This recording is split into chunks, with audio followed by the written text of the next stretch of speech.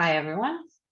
Today, our first speaker is Razieh Nabi from Emory University. She will be giving a talk on semiparametric inference for causal effects in graphical models with hidden variables. This is joint work with Rohit Bhattacharya at Williams College and Ilya Spitzer at Johns Hopkins University. So please take it away, Razieh. Target of interest to be just a counterfactual mean for simplicity. And we ask this question of how to estimate this quantity when it is identified in the model with unmeasured confounders. So to be able to generate causal inference, we need a model that kind of relates counterfactuals to the factuals. And we use graphs with hidden or latent variables to represent our model. And we are considering non-parametric identification of this target, meaning that we are not relying on any assumption about the underlying joint distribution for the identification purposes. And we want to drive different estimators with desired processes called properties for this quantity when it is identified, properties like nice quantification of uncertainty or robustness to misspecification, and fast rates of convergence to normal limiting distributions. A simple form of a causal graph is a directed acyclic graph, or DAG for short, which is a collection of vertices that corresponds to random variables and a collection of directed edges with no directed cycle. And the statistical model of a DAG over a set of random variables V is a set of distributions that can be factorized as a product of conditional densities of each variable given the parent of the variable on the graph. And we can, there are certain constraints on a DAG in terms of, we can list them in terms of conditional independencies between variables, that each variable is basically independent of its non-descendant non-parental sets given parents of the variable on the graph. Or equivalently, we can read off these independencies by rules of d-separation from the graph. On the other hand, the causal model of a DAG is the set of distributions over counterfactual random variables. For example, the joint distribution over counterfactual variables when we intervene on the treatment T and set it to little t is again a product over conditional distributions similar to the DAG factorization, but with the difference that we are excluding the conditional density of the treatment given its parents, and we are evaluating the whole expression at t equals to little t. So we can view this as a truncated factorization, basically, where we take the joint distribution and divide it by the conditional distribution of the treatment given parents, which is referred to as propensity score. And in DAGs, the target, our target, the counterfactual mean, is always going to be identified via G computation, which we can get from truncated factorization by doing the necessary marginalization. And when we have a single treatment, it is always true that we can come up with a sufficient adjustment set by just looking at the parent of the treatment. If we have, when we have the parent of the treatment, we can get this functional as the identified functional, which is sometimes referred to as the backdoor adjustment. And the literature on how to estimate this quantity is huge. We can look at plug-in principles, matching methods, IPW, augmented IPW, TMLE, and many more. So as far as efficiency goes, if we have a sparse DAG, we can exploit the constraints of the model to gain efficiency. And you can see work by Radnitsky and Smuckler on this. And there are also some nice and novel results in DAGs on finding optimal adjustment sets. For example, work by Radnitsky and Smuckler in non-parametric settings, and work by Henkel, Perkovich, and Matthias on parametric settings. In a lot of application, though, we have unmeasured confounders, and we can still use DAGs to reason about these unmeasured confounders, but they're going to make our life a little harder. As soon as we have unmeasured confounder here, the effect is no longer going to be non-parametrically identified. Here I'm using red to denote unmeasured confoundings, basically. And but let's say if you have like a mediator that captures all the effect of the treatment on the outcome, and it doesn't have any unmeasured causes. So this is known as the front door model, and here the effect is going to be identified again but not through the backdoor adjustment, but through a different functional, which is known as the front door functional. And Fulcher et al. Has studied this functional from a semi-parametric point of view. And there are also many other works, and I apologize for not listing all the references, that kind of try to look at this functional more closely from an estimation point of view. But we can have more complicated graphs with, for example, multiple mediators, different patterns of unmeasured confounding. But the question stays the same. We are interested in the causal effect of the treatment on outcome, and we want to know when the effect is not parametrically identified, how can we estimate it? It turns out working with hidden variable DAX is a little annoying because of some singularity issues, and it's preferred to work with a summary of DAX with hidden variables known as acyclic directed mixed graphs, or ADMGs. They are called mixed graphs because they have a mix of direct edges and bidirected edges. And the question I was given an ADMG, is the effect going to be identified or not? And there are a few sound and complete algorithms for identification of these causal effects. But unfortunately not being well explored from estimation point of view of looking at these functionals more closely. For example, using the algorithm in Richardson and Company's paper, we can identify the counterfactual mean in this example of an ADMG. And this is what the identification functional will look like. This is not, this doesn't look like the backdoor adjustment. This doesn't look like the front door functional. And for me to estimate this, for example, just using plugin principles, I need to estimate the outcome regression and the models for both mediators and the propensity score. So there is a lot that I need to rely on. But the question is, can I rely on a smaller set of models basically to be able to estimate such quantity? And we want to ask this question more generally in any ADMG where the effect is identified. So just to reiterate our objective, we want to find various estimation strategies for the identifiable target in causal models where there exists no valid adjustment set and the front door functional is no longer valid. And there is a growing literature with similar objective basically. So to answer this type of question, we would need to first understand how we can factorize the joint distribution in an ADMG. And it turns out these bidirected connected components are very important, and they are referred to as district. And we denote the set of all districts in an ADMG by calligraphy D. And Tian and Pearl in 2002 showed that we can write down the joint distribution of an ADMG as a product of conditional factors of each district given parents of the district. So these, it's very similar to the DAG factorization, with the difference that these are not necessarily ordinary conditional densities, and they are sometimes called kernel factors, and they have some statistical and causal interpretations. The statistical interpretation is that for a given district, this kernel corresponds to a mapping from parents of the district to normalized densities over the variables in the district. So in that sense, we can do regular probabilistic operations and the chain ruling and everything, marginalization and conditioning. And the nice condition, the causal interpretation of these factors is that they correspond to a post-interventional distribution where we intervene on everything outside of all the variables outside of the district. So how does this kernels relate to ordinary conditional densities? So for that, we need another piece of definition. It's what we call Markov pillow of a vertex. So given a valid topological order, the Markov pillow of a vertex is basically the district of the vertex along with the parents of the districts in a subgraph where we are looking at everything that precedes the vertex.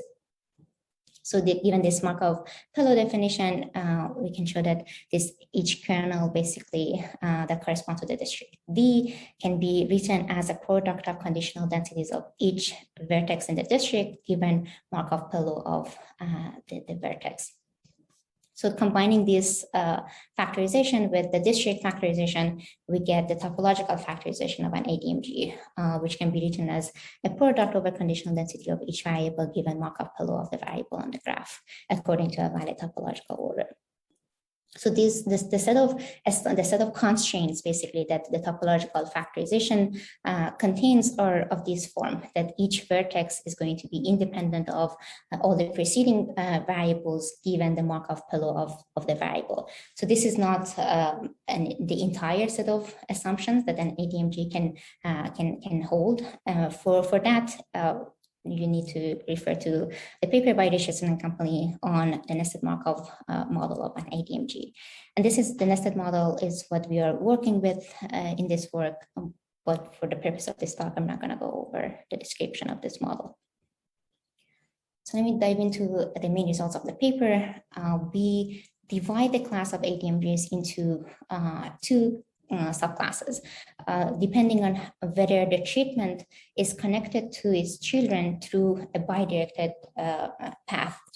Does it have a unmeasured confounding path to any of its children?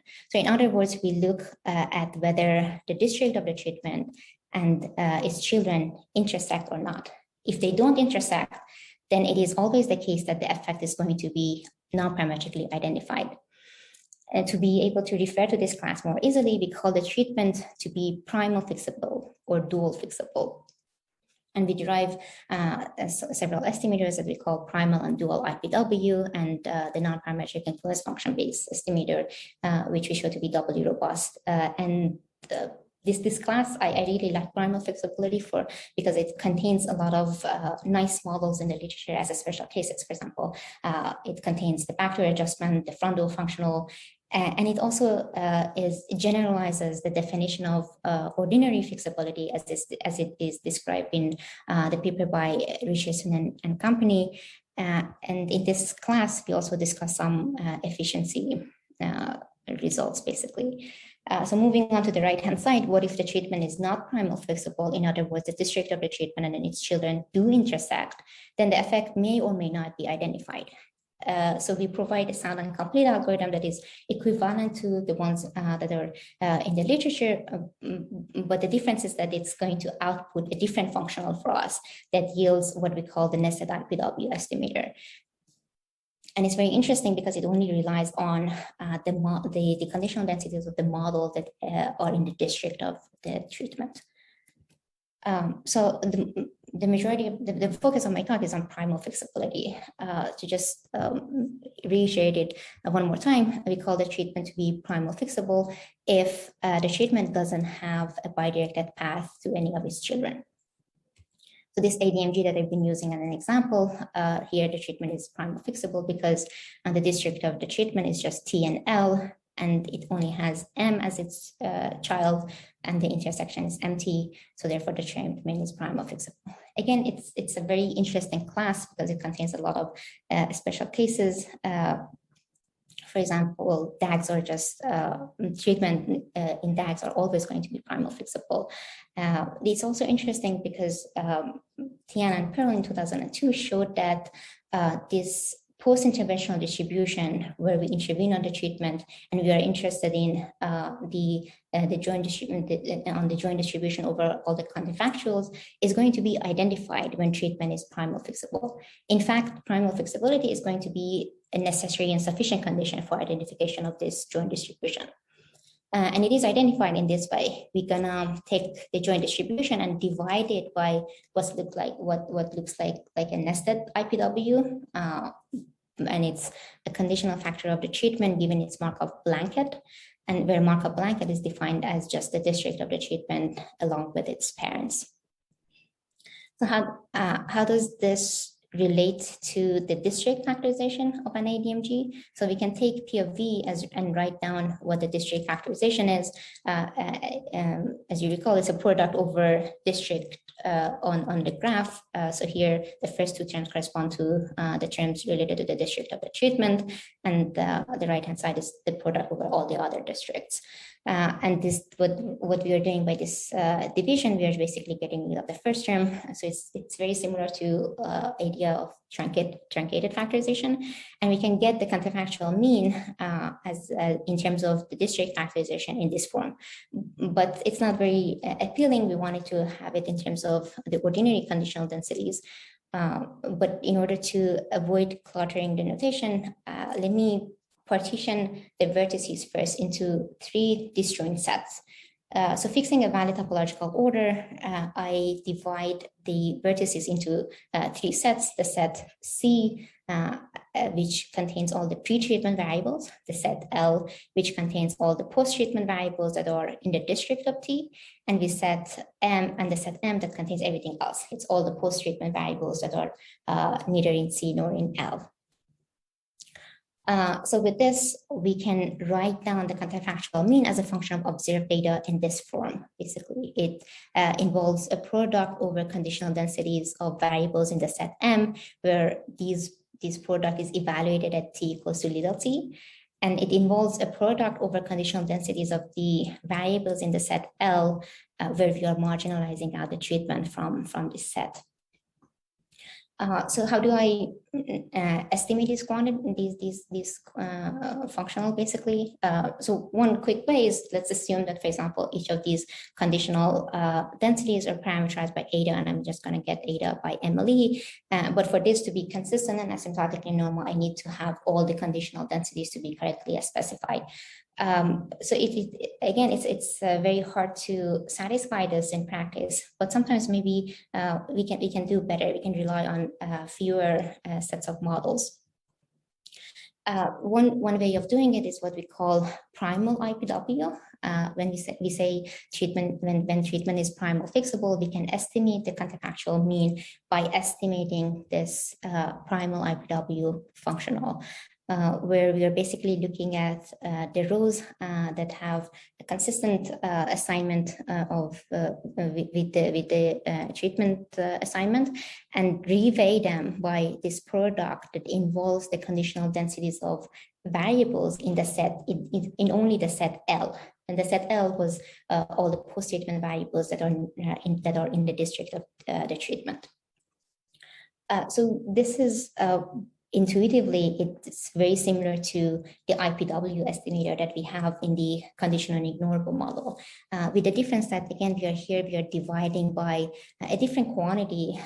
It's a nested IPW, if you will, and we can write down what this nested propensity model is in terms of the conditional, ordinary conditional densities, and then do a little algebra in order to get back the primal IPW functional, basically. And for the estimator that we obtain from here is going to be consistent and asymptotically normal under a model where all the conditional densities in the set in the set L are going to be correctly specified. And so again, for the MLE estimate, we were using all the models for the variables in the set M and L together. For the primal IPW, we are using the models in the involving the variables in the set L. But now an intuitive question is, can we come up with an estimator that only relies on the models in the set for the variables in the set M? And the answer is, again, yes. And this is what we call the dual IPW functional, where we basically say that when treatment is primal fixable, we can always estimate the counterfactual mean by estimating this functional, which is basically a product over some ratios that involve the conditional density of each variable given its Markov pillow. And the numerator here, the numerator and denominator are exactly the same, with the difference that in the numerator, we are evaluating everything at the value of t equals to little t. And for this, the estimator that we obtained from here is going to be consistent and asymptotically normal if all the models in the conditional, all the models of the conditional distribution of each variable given Markov pillow for variables in the set M are going to be correctly specified. Here, we sometimes may be able to kind of simplify this ratios when the treatment is independent of the variable given its Markov pillow. So in that case, the numerator cancels out with the denominator. So that's why I'm denoting the set M here by M star to say that it's maybe a subset of the set M, depending on whether we can simplify this a little further more. So if I put the primal and dual IPW side by side for this example of the ADMG, we can see that they are what pieces they are basically relying on in the topological factorization.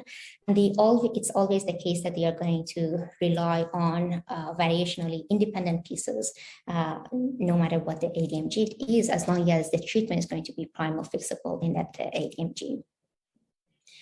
Again, can be similar to sometimes intuitively when we think about the conditional ignorable model of how we are combining the propensity model and the outcome regression in order to get this nice doubly robust estimator. We have the same question: can we combine the primal and dual IPW estimators to have a doubly robust estimator?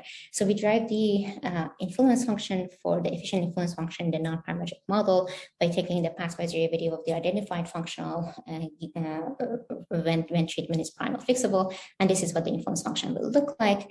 And the so the estimator that we obtain by solving the estimating equation here, we call the augmented primal IPW. Just like looking at what the description of the influence function is that each variable has a term in the influence function that looks like this.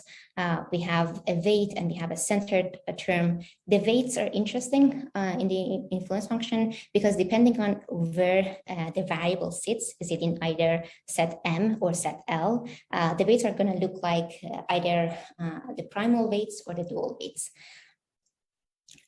So this is an example of what the augmented primal IPW will look like for this ADMG, and color-coded here are the pieces that we saw in the primal and IPW formulation. And this, the estimator that we obtain again from here, the augmented primal IPW is going to be doubly robust in correct specification of the models involving the mediator M and the outcome Y, or the models involving the treatment T and the mediator L.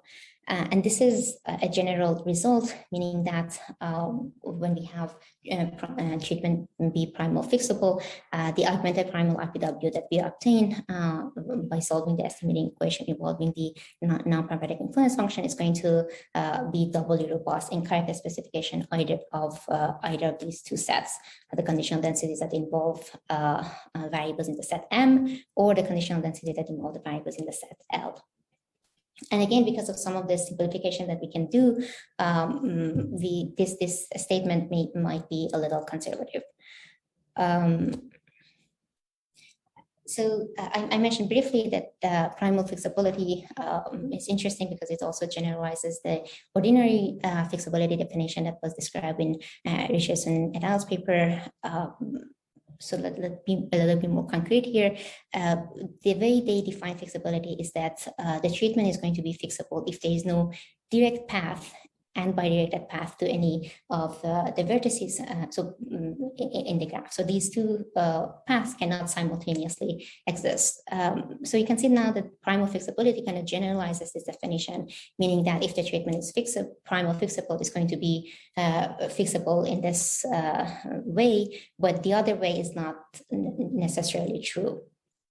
And the nice thing is that when treatment is fixable according to this definition, we can always have a valid adjustment set in order to identify our counterfactual mean using the equivalent of the backdoor adjustment. Basically, we are using the Markov-Polo of the treatment as a valid adjustment set. And once we have this adjustment functional, we can rely on this huge literature on how to estimate this backdoor adjustment, and everything simplifies down basically to it. For example, the influence function that we derive for the general case of primal fixability reduces down to the one that we see in our favorite doubly robust augmented IPW.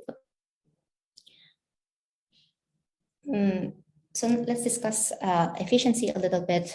So what if we have these estimators, but we want to exploit the independencies and the constraints that exist in the model to gain some efficiency? For this, we need to understand the types of constraints that are encoded in the nested Markov model of an ADMG. They are of two types. One is just regular conditional independencies of this sort that X is independent Y given marginally or condition on a variable Z. And the second one is what's called Verma constraints or generalized conditional independencies. The way I like to think about it is just like they are regular conditional independencies, but in post-interventional distribution. For example, in this ADMG, there is no edge between the treatment and the outcome, but the treatment is not independent of the outcome, neither marginally nor conditionally on anything. But if I intervene on the treatment on the variable L here, meaning that I divide the joint distribution by P of L given T and M, this post-interventional distribution that I obtain, the treatment is going to be independent of the outcome. So these two restrictions are referred to as equality constraints. Working with ADMGs is a little, it's complicated because unlike DAGs, absence of an edge in an ADMG may or may not correspond to an equality constraints. For example, here, there is no edge between Z and Y, but this doesn't correspond to any constraints. And the model here is saturated. So to be able to talk about efficiency theory, we need to have a characterization of when the model is non-parametric saturated. And we have a sound and complete algorithm that answers this question for us. You pass the ADMG to the model, and it's going to spit out a yes or no. So if it said, yes, it is non-parametric saturated, it means that there is no equality constraint. And if it says that it's not non-parametric saturated, it means that there exists at least one equality constraint. So the other thing is that if the model is not non-parametrically saturated, meaning that it does have some equality constraint, then doing projections is still going to be complicated because of the Verma type constraints. So it is nice to have a class of ADMGs that doesn't have any Verma constraints in them.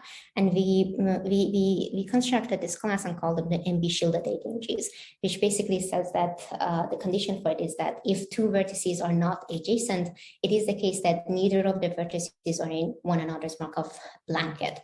And if that's the case, then all the equality constraints in that ADMG is going to be DAG type constraints or regular conditional independencies constraints.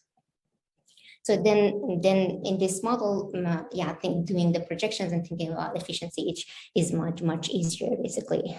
So when we talk about the efficient augmented primal IPW in MB shielded ADMGs when treatment is primal fixable.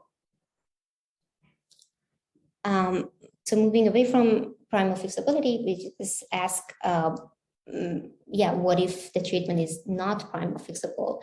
Again, the effect may or may not be identified. For example, this is an example of an ADMG where treatment is not primal fixable because it has a bidirected path to R1, T to R2 to Z to R1, and R1 is the direct child of the treatment. So treatment is not primal fixable, but the effect is going to be identified. So what we did is to come up with an equivalent algorithm to the previous sound and complete algorithms, but with the difference that is going to output the functional for the identified target by only relying on the models in the district of the treatment.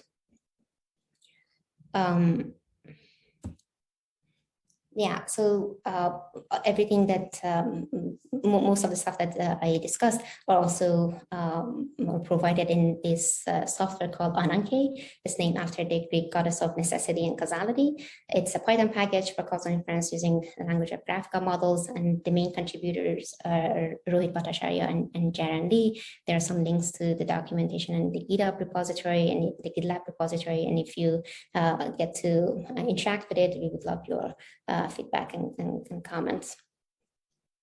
And I'll just keep up this summary up and conclude my talk. Thank you. Thank you so much, Razieh. I'll applaud on behalf of everyone. Thanks. So we had one question. Oh, it's already been answered. Okay, so let's open the floor to questions from the audience. You can raise your hand if you have a question and we'll unmute you.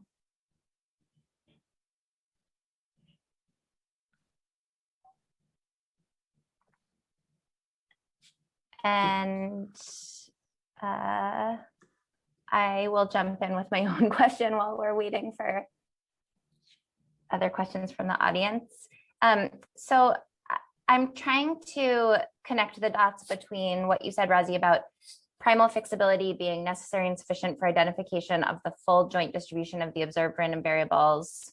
And then what you flashed on the last slide, that you have an IPW-like identification algorithm for non-primal fixable settings. Do you think or know that whether primal fixability is necessary for there to be a doubly robust estimator, like this dual representation, or is that unknown? Well, it's unknown in the sense that it's not proved yet. But I go back and forth about whether primal fixability is a necessary and sufficient criterion for double robustness. I don't have an answer for that, a concrete answer. Yeah, sorry. Okay. No, that's well, fine. it's a great question. I mean, it's an open problem. Yeah. I can ask a question if you don't mind. I was curious about, so your condition for fixability, that you don't have like a bidirected connected to a child essentially path. And I'm wondering, so this is necessary for the identification of the joint distribution, but I'm thinking if you're only identifying a particular effect, you probably only care about children that are kind of on a causal path to your response, right? Or is it? No, you're right. Like the primal fixability is not required for the counterfactual mean. I'm not necessarily interested in the full distribution, but I just wanted to link it to the previous literature on what this class contains, and just like but also. The identification in primal fixability is very simple, and just like doing the deriving like the non-parametric influence function for it is also makes it very relatively easy compared to when treatment is not primal fixable. And Great, thanks so much. Oh, yeah. There is a question now in the Q&A. I guess I can read it. So it's from Ellie Wolf. Can you review the definition of the Markov pillow?